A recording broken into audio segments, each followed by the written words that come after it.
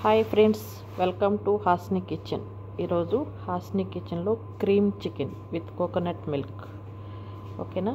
నేనైతే ఇక్కడ 1 కేజీ వరకు చికెన్ తీసుకొని ఉప్పు, కొంచెం పాప్రికా, మిరియాల పొడి వేసి, నిమ్మకాయ పిండి, అందులోనే కొంచెం పెరుగు వేసి కలిపి పెట్టుకున్నాను హాఫ్ అన్ అవర్ ముందు.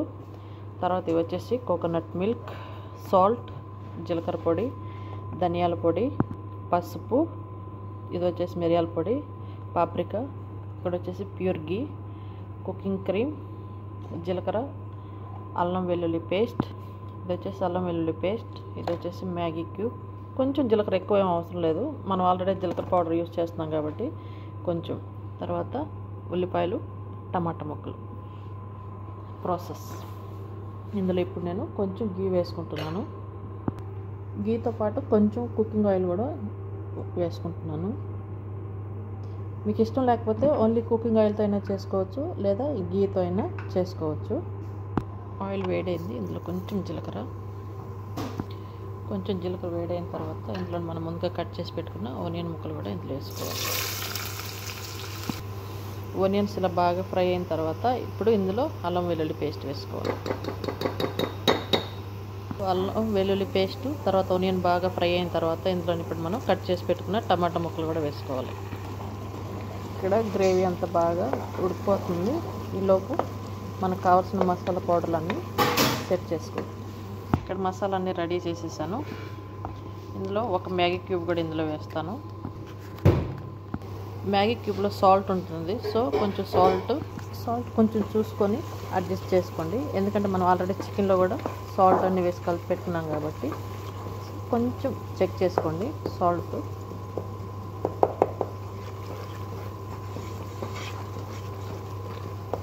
ఇప్పుడు ఇందులో మనం ముందుగా రెడీ చేసుకున్న చికెన్ కూడా ఇందులో యాడ్ చేసుకోవాలి.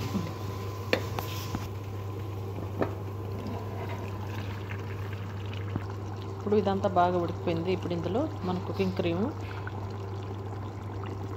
నేను 1 కప్పు 1 బాటిల్ వేస్తున్నాను. తర్వాత కోకోనట్ మిల్క్.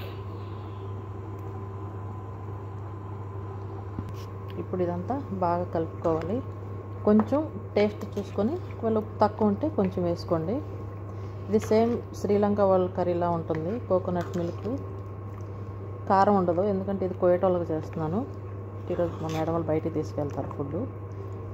ఓకేనా ఫ్రెండ్స్, మనకు కావాలంటే కొంచెం పచ్చిమిర్చి వేసుకుంటే పులావ్ చేసుకున్నా చాలా బాగుంటుంది.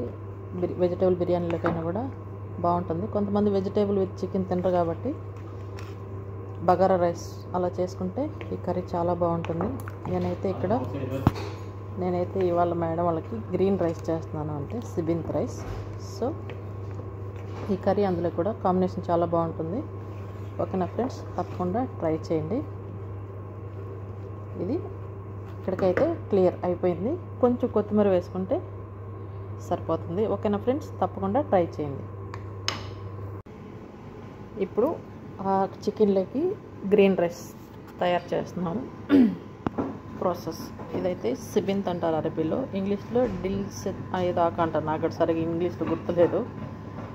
ఆనియన్, 1 మ్యాగీ క్యూబ్, కొంచెం తగినంత ఉప్పు వేసుకుంటే సరిపోతుంది. నేనైతే ఇక్కడ రైస్ కుక్కర్లో చేస్తున్నాను.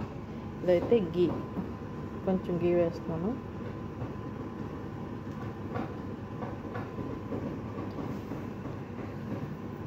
ఇప్పుడు గీ అంతా బాగా వేడైపోయింది కాబట్టి ఇందులో కొంచెం ఆనియన్ ముక్కలు,